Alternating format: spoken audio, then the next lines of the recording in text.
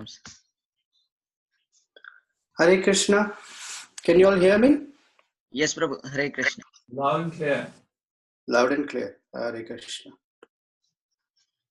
Okay, let's start.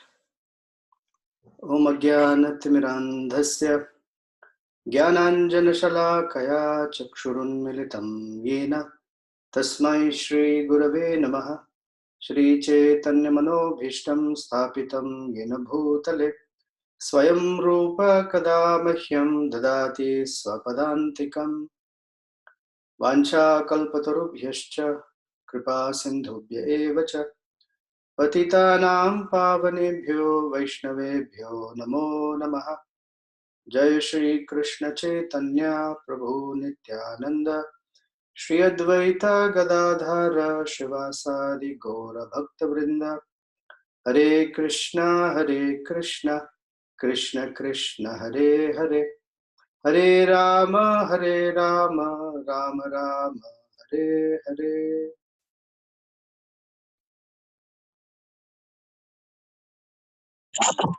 Candy, you want to say? Okay,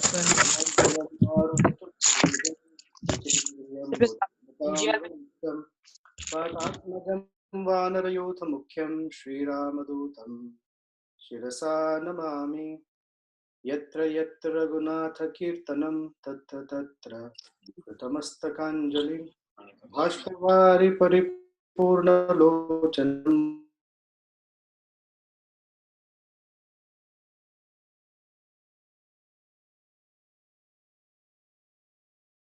Aruhya Kavita Shakham Vande Valmiki Kokilam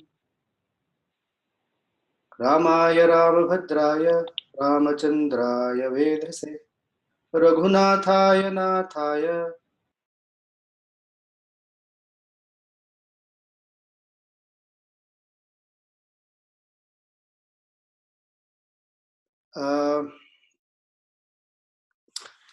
we met last week. We talked a little bit about Ramayana. Before we discuss the Ramayana, it's important to appreciate what this text is. And we went through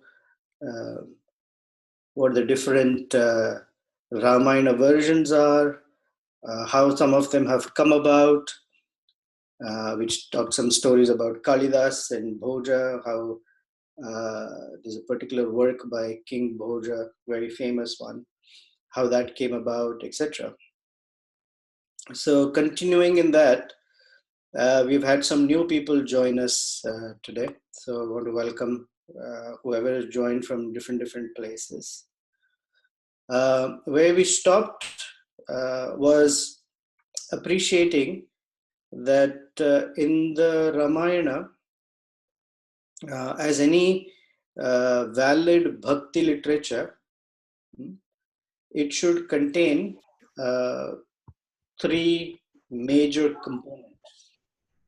The first is that proper bhakti literature must contain the 9 processes of bhakti. It should give reference to it, it should be built on it. Shravanam, Kirtanam, we hear in the Srimad Bhagavatam, Vishnu Smaranam, Pada Sevanam, Archanam, Vandanam, Dasyam, Sakhyam, and Atmanivedanam. So that's one. Second, for a bhakti literature, it should show and demonstrate Sharanagati.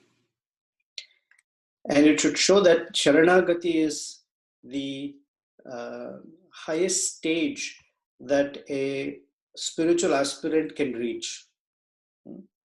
That is, Sharanagati, Agata means to arrive or to come.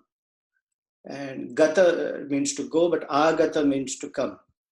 And Sharana Agata, one who has come to the shelter of the Supreme Lord, Sri Ramachandra or Krishna. So Bhakti literature must show in different ways Sharanagati. And the third is that it should contain all the rasas So for us who are students of Prabhupada, in Nectar of Devotion, Prabhupada writes that there are 5 primary rasas and 7 secondary rasas.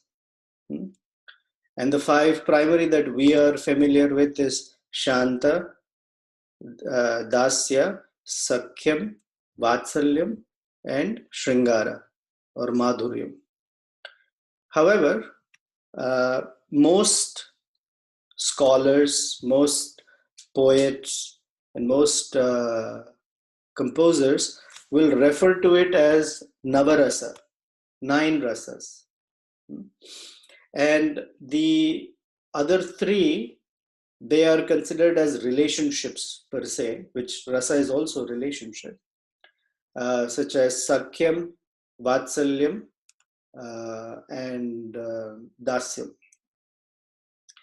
But these 9 pretty much cover the range of emotions. And we discussed last week that chapter 49 of the Nectar of Devotion entails, Rupa Goswami has given a whole list of all these rasas and how the primary rasas mix with the secondary rasas.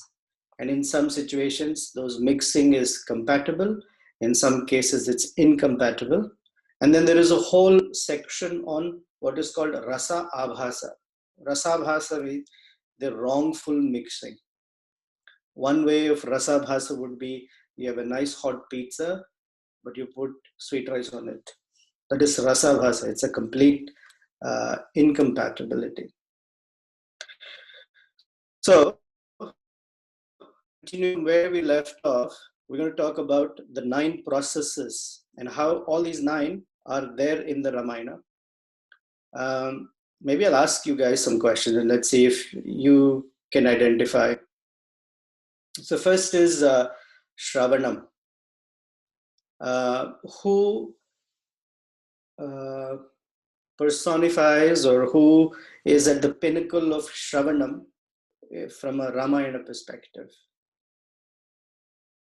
Any thoughts?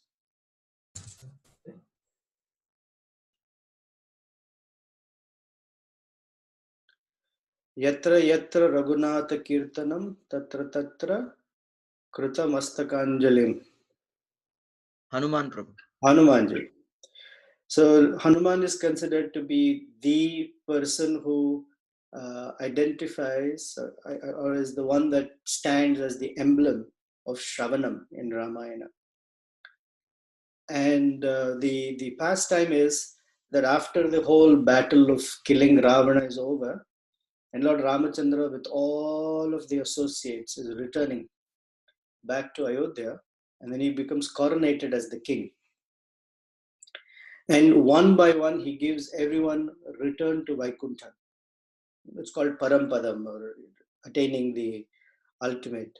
Only Hanuman says, I don't want. So it's a very surprising thing. What do you mean you don't want? And he says, no, I prefer to stay in the material world instead of going back to the spiritual world, because I want to stay here and be present and visit every place where Ramayana is being discussed. That's his. So it is said that wherever, and I'm very sure here it's not because the speakers really messed up, but wherever proper discussion of Ramayana happens, there Hanuman visits. He's there listening with his hands folded and touched to his head with tears of ecstasy flowing from his eyes. So that's Hanuman for Shravanam. Then Kirtanam. Kirtana means, of course, singing the praise of or glorifying the Lord. And the greatest person of Ramayana is? Any guesses? I guess some people's phones are muted. It's Valmiki. Because Valmiki is the poet that has so amazingly sung, glorified Lord Ramachandra, that it is impossible to come close to his work. Then next is Smaranam. So for Smaranam, the personality is Sita Devi, because she is constantly remembering and thinking of the Lord, especially the last uh, 6 to 8 months of being in Ravana's captivity. Her remembrance of the Lord had intensified to such a degree. When we come to Sundara Kanda, we will get a visual of her state and a visual of and what her contemplations are when she speaks to Hanuman. That she cannot think of a moment without Lord Ramachandra in those thoughts. So she is the emblem of Smaranam. Then Pada Sevanam. This is Bharata. When we come to that section of Ayodhya Kanda, ending in Aranya Kanda beginning, there's this whole section of Bharata, and in the commentary of the Vaishnava Acharyas, they call it the Paduka Pattabhishekam. Abhishekam comes from the root word of Shechana. Shechana means to wash or to clean or to sanctify. So Paduka Pattabhishekam means to sanctify or to glorify.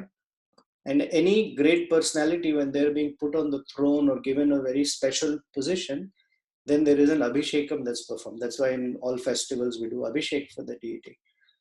So the shoes of Lord Chandra, Padukas. When we get there, we'll talk more about it. But these Padukas were kept on the throne of Ayodhya, and Bharata used to hold the white umbrella, and Shatrughna would fan with Chamara. And the 8th century Sri Vaishnava poet called Vedanta Deshika, he spontaneously composed 1000 shlokas glorifying the shoes of Lord Ramachandra. He didn't want to glorify the lotus feet, he didn't want to glorify the Lord, but he glorified the shoes of the Lord. And later he describes, and we will touch on a few of those verses when we get there. He says that the shoes are more powerful than Lord Ramachandra. And when we come to this section of the Ramayana beginning, he gives his proof why. And one of the proofs he gives is in the years that the shoes ruled Ayodhya, there was not one mistake, not one error. But when Lord Ramachandra was ruling, he says that that is questionable. It is possible that there were some errors, which we'll see what that error really means. So that is Bharata. And Bharata kept the shoes on the throne and sat on the ground and ruled Ayodhya for 14 years. Then is Archanam. Archanam is offering worship, and before offering worship, we offer fruits and flowers, etc. That's part of Archanam. And so the personality that that is considered the prime of Archanam is Shabari. Shabari waited for many, many, many years when her guru, Matanga Rishi, said to her, I'm going back to the spiritual world. And she said, oh, Guru Maharaj, I'd like to join you. Please take me. He said, yeah, no problem, but I have a service for you. I want you to wait, because here someday Lord Ramachandra and Lakshmana are going to come. And I would like you to offer them some service, and then you come. And she, in her greatest innocence, said, yeah, that's your order, I'll wait. She didn't ask when they will come. And they came thousands of years later. But she would wait every day, anticipating, oh, Lord Ramachandra and Lakshmana will come. So it's like one of my favorite characters in the Govardhan Parikram. At the tail of Govardhan is Lota Baba. This Lota Baba is Hanuman, one of the Gopa friends of Krishna.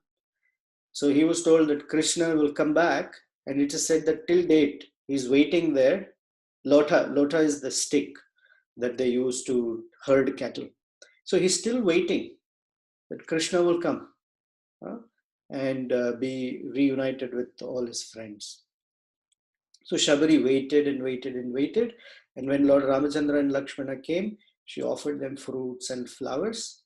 She did not taste them, which we talked last week. Generally, it is thought that Shabari first tasted the fruits, the sour one she threw away, and the sweet one she gave to Ram. All the Vaishnava acharyas say that that is not the case.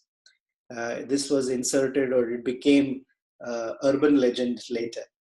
But actually, she's trained by Matanga Rishi. And that part of the training is you don't taste before you offer, before you do Naivedyam or offering of bhoga to the Lord. And then she told Ramachandra, now that you've come, I am going back to the spiritual world because my Guru Maharaj asked me to come. So when we get to Shabari's story, there are a lot more wonderful details of her spiritual attainment, or the state that she attained. Then is Vandanam.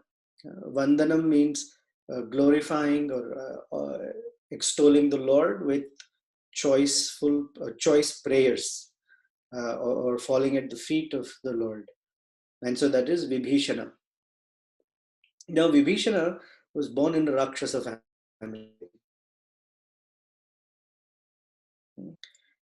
Yet, when Vibhishana comes to meet Lord Ramachandra calls him Dharmatma. And he says, Vibhishana nastu Dharmatma, Vibhishanastu Dharmatma, natu Rakshasa Cheshtita. He says, I consider him a Dharmatma, not a Rakshasa. Because he, regardless of what family he was born in, understood that coming to Lord Ramachandra is the pinnacle of life's achievement. So, for example, Prahlad Maharaj or Bali Maharaj, they're also born in Rakshasa families, but they're not considered Rakshasas. Then, after Vandanam, what's the next one? I'm showing on the list that I have here. 1 second. There it is.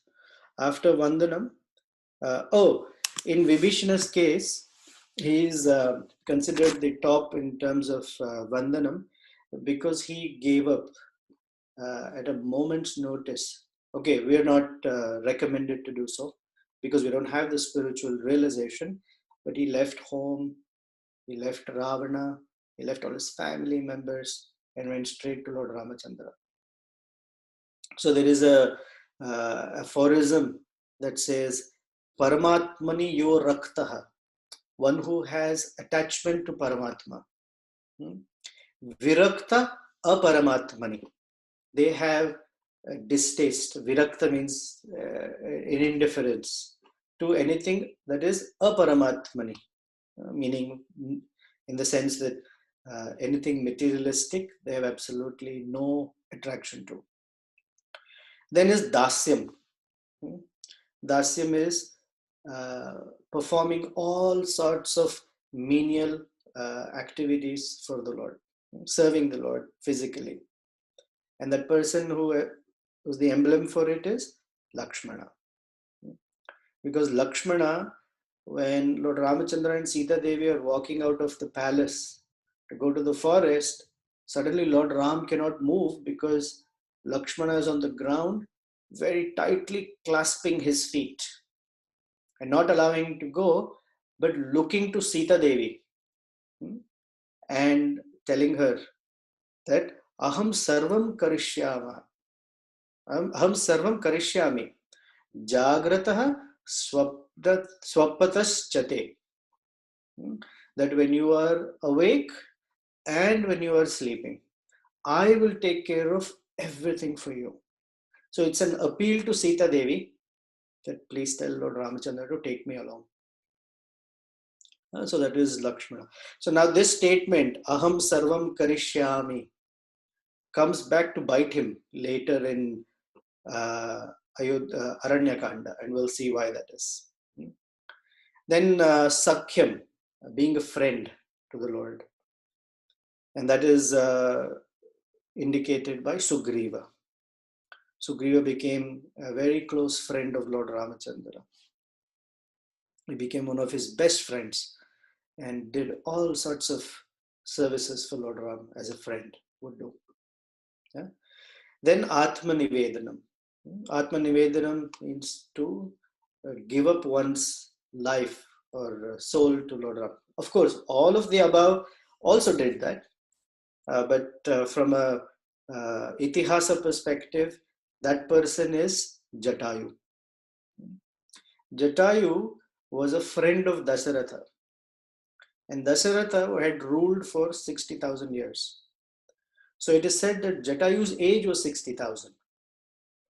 And when he saw, when Lord Ramachandra and Sita and Lakshmana enter the forest, they meet Jatayu. And he tells them, I am a friend of Dasaratha. So Sita Devi considers him a father-in-law, a father figure. So when Jatayu sees Ravana carrying Sita away, and Ravana is very, very powerful, Jatayu gives him a fight. And the fight he gives him, he puts everything into that fight. He claws Ravana, he pecks him with his beak and with his wings, slaps him and hurts him very badly. Ravana is bruised very badly. And on one hand, he's holding Sita Devi. So with another hand, he takes a sword and chops off Jatayu's wings and beak. And Jatayu falls down bleeding, and he's holding on to every breath of his life, hoping that when Lord Ram comes, he will narrate to him what happened. And his greatness is that vulture is considered a bird in the mode of ignorance. So generally it's like an unclean bird, unlike peacock, or they're just considered or a swan, they're more refined sort of birds. But Lord Ramachandra personally carried Jatayu's maimed body. Then when Jatayu died in the lap of Lord Ramachandra, he performed his last rites. Now great Dasaratha, the king of Ayodhya, one of the greatest in terms of achievements is, Lord Ram was born as his son, but his last rites were not performed by Lord Ramachandra. But for Jatayu, he did. In fact, the whole of Aranya-Kanda, Lord Ramachandra is performing last rites to vulture, demons, all sorts of people. So that's the speciality of how he becomes accessible to all these people. In fact, Lord Ramachandra, when he meets Jatayu, he gives him the title Shriman. Shriman means very special title, that he is very great. So these are the 9 processes of Bhakti, and all these personalities signify or epitomize the 9 processes. Then there is the Sharanagati. Now in the different Kandas, so I'm not so familiar with Uttara Kanda yet. I'm still not got there. I'm in the Yuddha Kanda. But when we come to this, I don't know the past time yet. So at some point we will talk about it. So in Bala Kanda, there are different persons taking shelter of different persons. Some are successful and some Sharanagatis are not successful. So in Bala Kanda, there are many others, but the more important ones are the Sharanagati of the Devatas seeking protection from Ravana and his tyrant brothers and the Rakshasas. So that's one. Then there is the surrender of Shunashepa. So Shunashepa's story, when we get there, this is being narrated by Vishwamitra. Shunashepa took shelter of the Yajna fire, which is another form of the Lord, because Lord Vishnu is called Yajna or Yajnapati. Of course, there are fewer other Sharanagatis where King Dasharatha takes shelter of Parashuram because he's afraid Parashuram might kill his young son.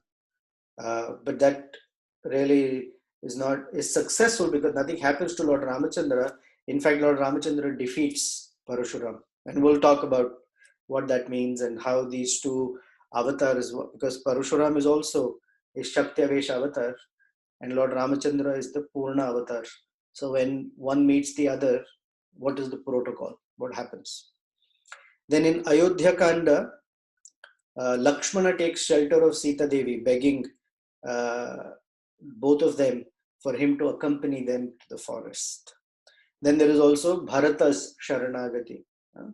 He takes the shelter of the Paduka. It's called in Sanskrit Paduka Kainkaryam. And we heard from Prabhupada that the word Kinkara means servant, but it comes from the Sanskrit word Kimkara. What can I do for you? What service can I offer you? That's called Kimkara. So Bharata took shelter of the shoes of Lord Ramachandra. Then in Aranya-Kandam, the first few shlokas talk, as soon as Lord Ramachandra, Sita and Lakshmana walked into the forest, hordes of sages came running and seeking shelter. One seeking shelter because they had been waiting that someday Lord Ram will come. Second, all of their practices were being disturbed by these demons demons of the forest called Kara, Dushana, etc. So they seek refuge. Please protect them.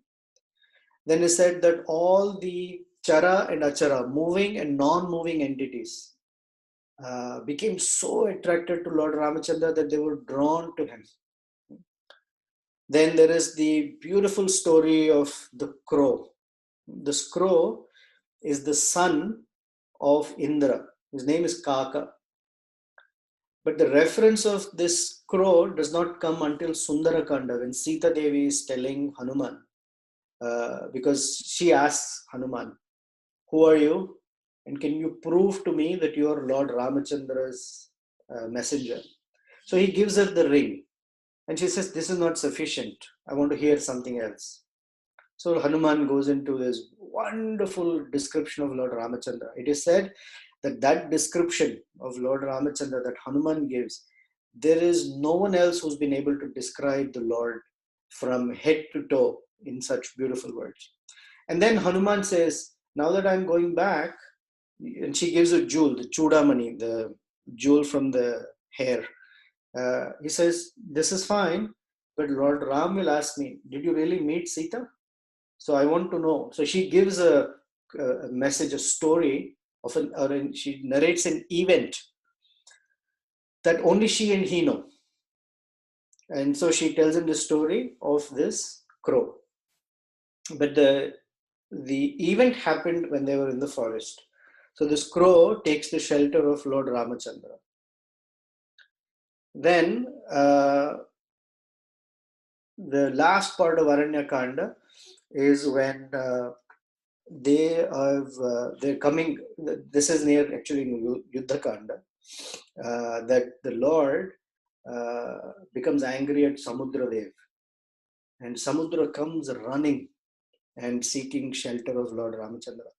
When we get to that section, it's a beautiful pastime between Lakshmana and his hesitation to carry out Lord Ramachandra's instruction. We'll come to that. Then in Sundarakanda, there is Trijata.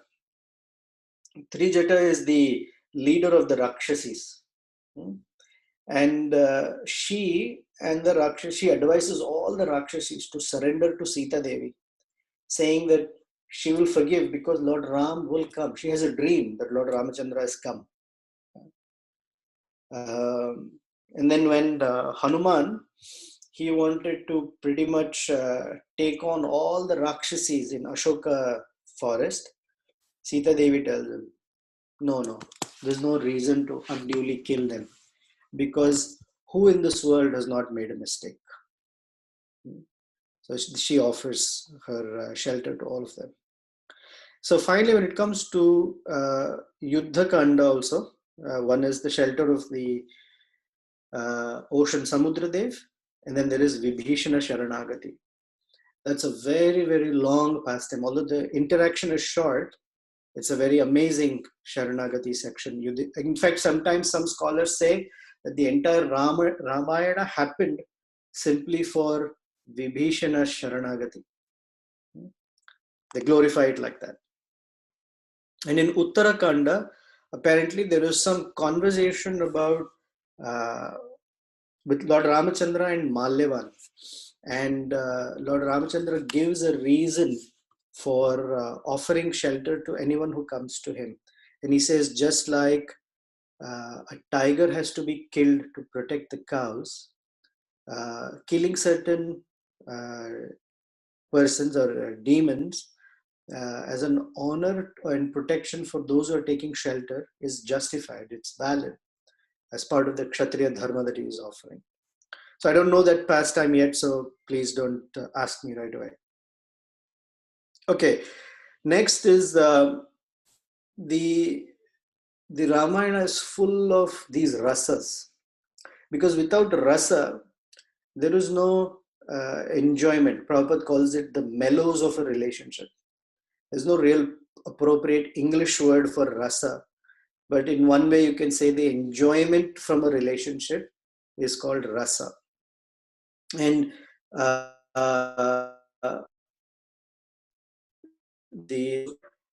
is rasa personified. So he has, in all of his interactions, in whatever he does, he's constantly tasting the joy of these relationships. So these 9 rasas, they're called Navarasas, are depicted in the Ramayana. The first is called Shrungara, conjugal rasa. And that is when Lord Ramachandra and Sita Devi spent time in the forest for 14 years.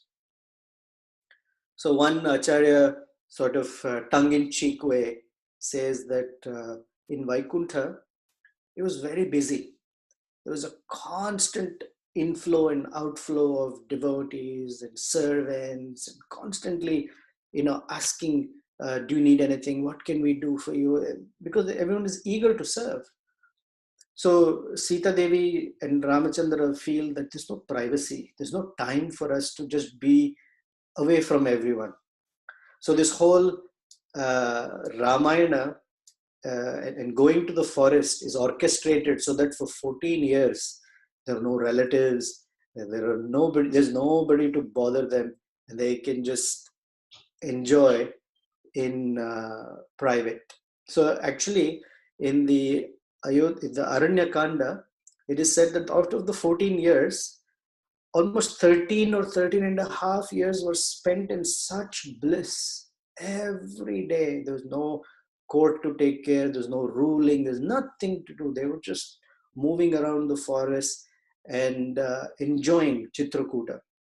So we went to Chitrakuta a couple of years ago. This is 2017. Okay, commercial, Kali Yuga, still that place, Chitrakuta, for me, is probably one of the best places I've ever visited. The hills, the trees, the waterfalls. Up there, they were living. There's a place where they were lying down. And then just downhill from there is the Mandakini River and Atri and Anusuya's ashram. Such a beautiful place. So can you imagine when Lord Ram and Sita Devi went, how it was? They loved the place. So that is the enjoyment of Shringara or Madhurya when they are together. That is called Sambhoga. And then there is Vipralambha. So we know that from Prabhupada's teachings, that the relishing of Madhurya in separation is higher than relishing it when they are together. So there are different times when they are separated and then united, separated and then united. So they are separated when Ravana abducts Sita Devi. Then there's this whole search for her and the pangs of suffering from not seeing Sita. And then he brings Sita back to Ayodhya. Then they live together for a while. And then again Sita is separated. And after she's separated, he survived, or I guess suffered the separation for 11,000 years. So just as the gopis are standing at the banks of the Yamuna, almost lifeless, waiting for Krishna to return, similarly, Lord Ramachandra and Sita Devi are separated. So both Sambhoga and Vipralambha. Then there is Hasyam. So the 9 are called Shringara, Hasya, Karuna, Veera, Raudra, Bhayanaka, Bhibhatsa, Adbhuta, and Shanta. These are the 9. So Hasyam, the whole humorous anecdote is when Shurpanaka comes to the forest. And there is a whole one funny exchange between Lord Ram and Lakshmana and Shurpanaka. In fact, they actually laugh at Shurpanaka. Then there is Karunya. So Karuna has 2 different meanings. One is mercy, but the other, it also means pathos, the sense of melancholy. The heart is so stretched in some sort of sorrow and pang. So when we went to Ayodhya, that was the first thematic lecture, that Ramayana of, we think of it as shoka, lamenting, but that shoka is actually this karunya or karuna. And that is Dasharatha falling and crying when he sees Lord Ramachandra leaving. And when we will recite those verses and go verse by verse, I promise you it will pull on the strings of the heart very, very strongly. Then Veeram. Veeram is showing heroism. So there are many, many situations. One of the primary ones is when Lord Ramachandra, a 14-year-old boy, enters Janaka's palace and breaks the bow of Lord Shiva. Then there is Raudram, anger.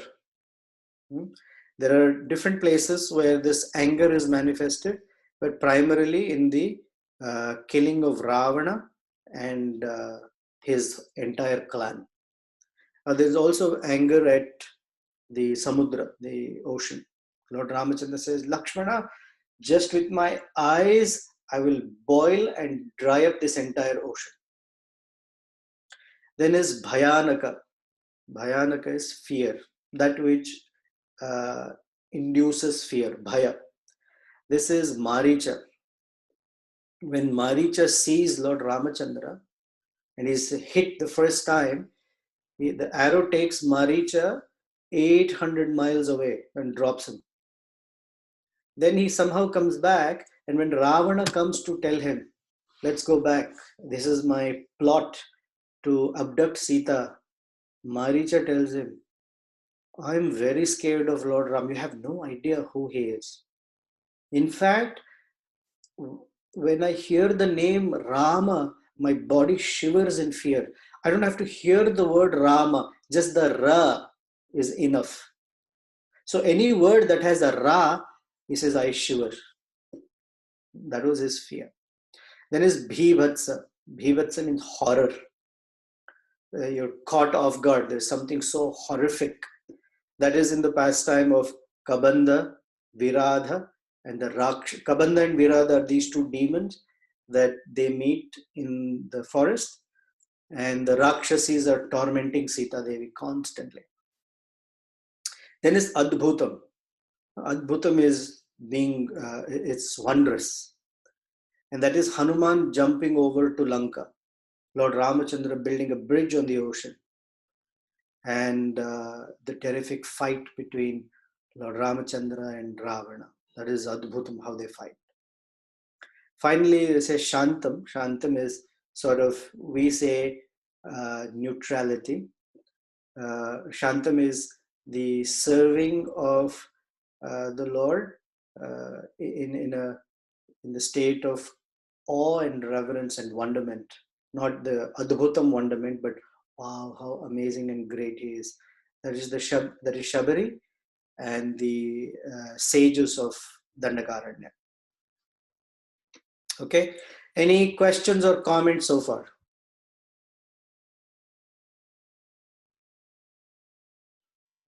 Anyone? Hare Krishna, Prabhuji. This is Ajita Das here. Prabhuji, quickly wanted to know, what is the rasa between Lakshman and Lord Ram? What is the rasa? Well, like, did you mention Dasya? Right. Okay. Okay. All right. Dasya. That's it.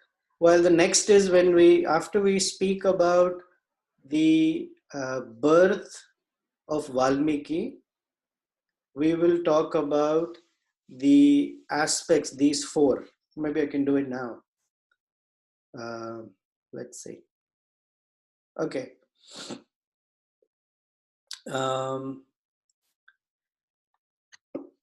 We are accustomed to hearing Chaitanya Mahaprabhu's advent and activities. And these five personalities who are non-different from the Lord, but they appear in five aspects of absolute truth. They're called the Pancha Tattva. Jaya Shri Krishna Chaitanya, Prabhu Nityananda, Shri Advaita, Gadadhara, Shrivas. Right? These are the five. And then we say Adi Gaura Bhakta Vrinda. And in Chaitanya Charitamrita and other books of Prabhupada, he identifies these five aspects. So Chaitanya Mahaprabhu is the manifestation of Krishna, or he is Krishna in the bhava of Radharani. Right? So like that, Lord Nityananda, so we say Pancha Tattvatmakam Krishnam, Bhakta Rupa Swarupakam, Bhaktavataram, Bhaktakhyam, Namami, Bhakta Shaktikam. So all five aspects manifest as five individuals, the absolute truth in five features. So in Ramayana, the absolute truth manifests as four: Rama, Lakshmana, Bharata, and Shatrughna. Now, Lord Ramachandra, he is Bhagavan, manifest as a human being. So again and again, Lord Ramachandra says, Atmanam Manusham Manye. I consider myself a human being. So Valmiki writes the whole story of Ramayana as if Lord Ramachandra is a human being. So Lord Ramachandra is Bhagavan. Lakshmana, who's also Bhagavan per se, manifests what is called Bhagavat Bhakti or Bhagavat Seva. How to serve the Lord. He is that tattva, Bhagavat Seva tattva. Just as and it's consistent because Krishna is Bhagavan and Balaram we say is Sevaka Bhagavan. Sevya Bhagavan, one who is served, is Krishna, and Sevaka Bhagavan. So Lakshman is also Bhagavat, is called Sheshatvam or Bhagavat Seva. Then Bharata, who's also the Supreme Lord, but manifests as Bhagavata. What a devotee should look like. And Shatrughna manifests as Bhagavata Sheshatvam, or what serving the Bhagavata should look like. So all the commentators of Ramayana, they say that Bharata, when we come to their names, we'll discuss more and we'll say this again, but Shatrughna was free of one flaw. One particular flaw he did not have, and that was Rama Bhakti. He didn't have any bhakti for Lord Ram. His entire meditation, his entire life, everything, his consideration is for Bharata. So we hear how high we hold servant of the servant tattva for us. Even Krishna says, one who serves me is not as great as one who serves my devotee. So this servant of the servant is Shatrugna. So these four together manifest to show the world. So what they teach, although Lord Ram is Bhagavan, Lord Ram in his life, what he speaks and what he does, almost every point of Ramayana, except a couple of places, there's a sort of slip up. He gives up or he gives away that he is the Supreme Lord. Otherwise, he doesn't. He keeps it very, very closely guarded. Just as Chaitanya Mahaprabhu kept his Channa avatar, his secret avatar, hidden. Anyone would say, oh, you're the Supreme Lord. He will hold his ears and say, Vishnu, Vishnu, and jump in the Ganges. Similarly, Lord Ram keeps it very much, I'm a human being. So he teaches by his life and precept, he teaches how a person should live and behave in this world. Lakshmana shows how one should serve the Lord.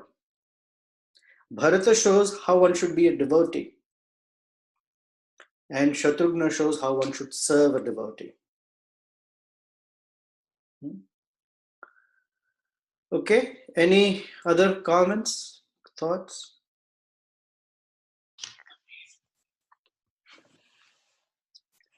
Sorry, my screen is shaking.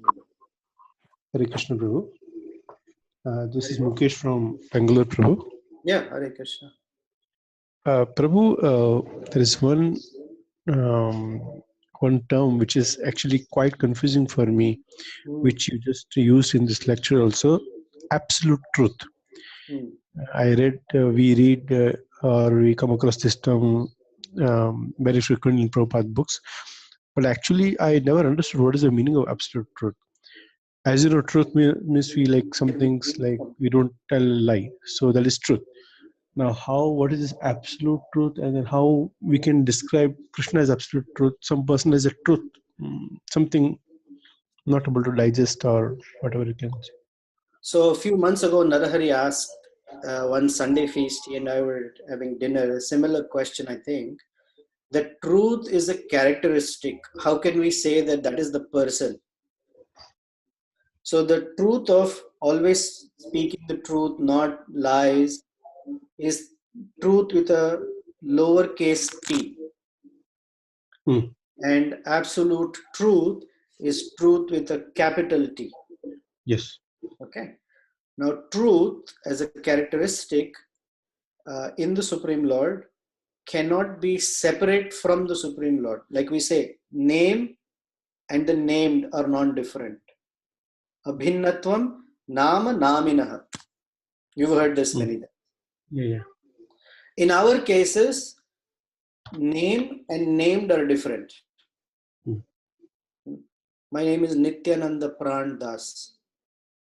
Of the three words, not one of them is true for me. So we're trying to at least understand the meaning of the word Das. Even for 5 minutes in a day, that'd be great. But in the case of Supreme Lord, if he's called Rama or Krishna, it means he is, the name itself is the person. Okay, so that's one. In the introduction of Srimad Bhagavatam, if you read the introduction in the first few pages itself, Prabhupada defines absolute truth. He says absolute truth means everything in existence. The Supreme Lord, all his energies, the living entities, and of course, when I say energies, both spiritual and material energies, all combined is supreme truth, supreme absolute truth. He uses the English word samam bonum. Not English, it's a Latin word. Samam bonum. All included, because that is Krishna. Janmadyasya yataha. Everything else is only relative truth. So way of understanding truth, absolute truth, means absolute truth from a time perspective. Never in the past, never in the future will that truth be different, or the circumstance will change. So I would, since we're not discussing Bhagavatam per se, I would encourage you to read the first few pages. In fact, I encourage you to read the whole Bhagavatam, but definitely the first few pages where Prabhupada defines what is samam bonam. Okay, first canto. Yeah, first canto, introduction of the Srimad Bhagavatam. Okay, introduction. Okay. Sure. Thank you. Thank you. Anything else? Hare Krishna. Hare Krishna. Hare Krishna, Radha. Doesn't Lakshmana know of the story of the crow and Sita Devi?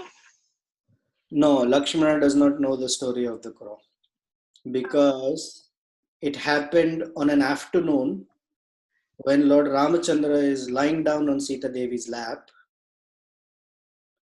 And well, I'll tell you it in a humorous way because some of the acharyas speak it in a humorous way. That when Lakshmana says, Aham sarvam karishyami jagratah swapataschate, Lord Ramachandra asks Sita Devi, do you know how to cook? And she says, no, I don't know. I've always grown up in a palace. I don't know how to cook. So Lakshmana says, see, I will take care of all the cooking. And then they ask, do you know how to wash pots? She says, if I don't know how to cook, what will I wash pots? So Lakshmana says, see, I will take care of all the pots also. Let me come with you. So he goes along.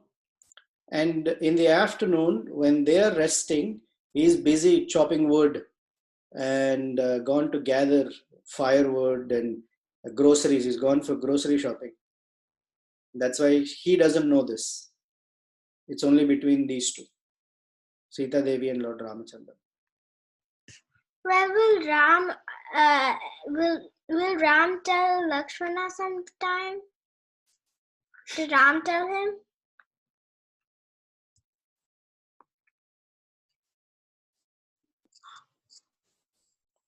It says, to me, your internet connection is unstable. Maybe it's my issue here. Rather, try it again. Speak again. Yeah, it reflects my mind, my internet connection. Yeah, Did Ram tell Lakshmana about it? Well, at some point, everyone comes to know, because when Hanuman returns from Lanka and he meets Lord Ramachandra and he's narrating this story, Lakshmana is there, Sugriva is there, and they all hear it. Yeah. But later, much later.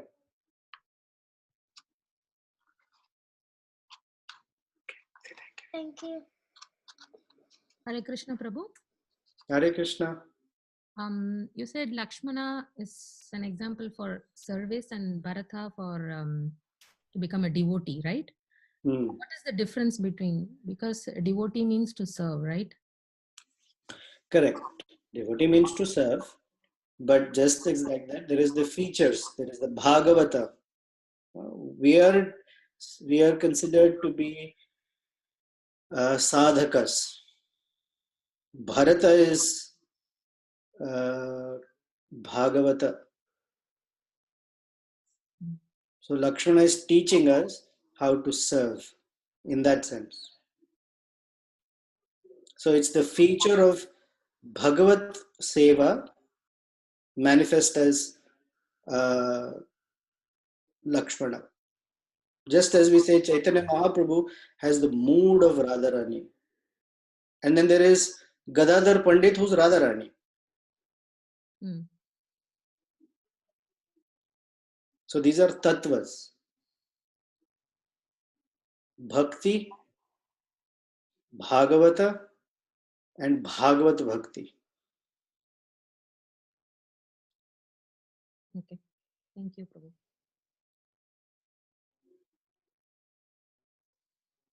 Anything else?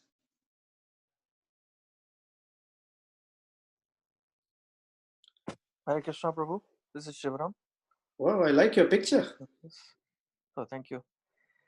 I actually have two questions. One was about the point you made about Shatrughna was not a devotee of Rama, but Yeah. was a devotee of Bharata. So how should I understand this? It seems I'm missing something here.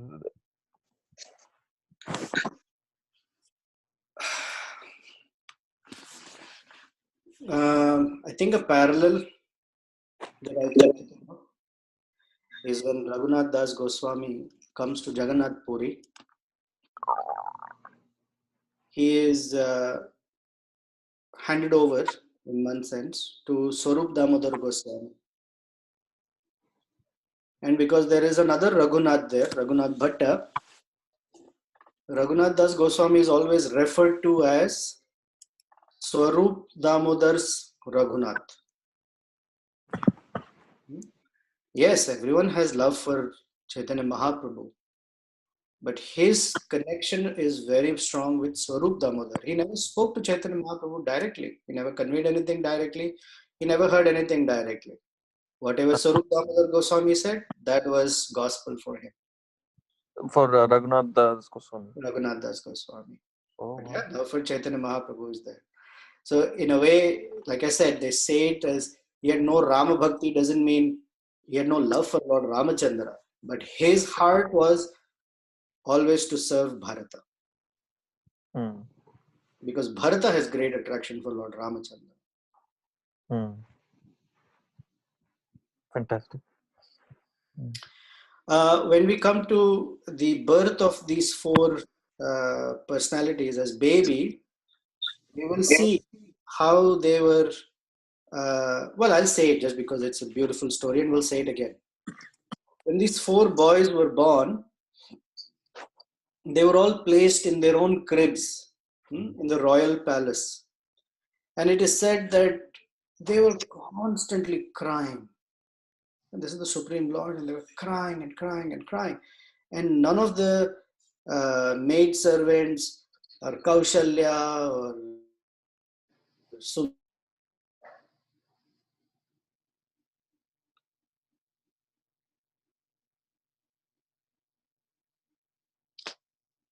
please move.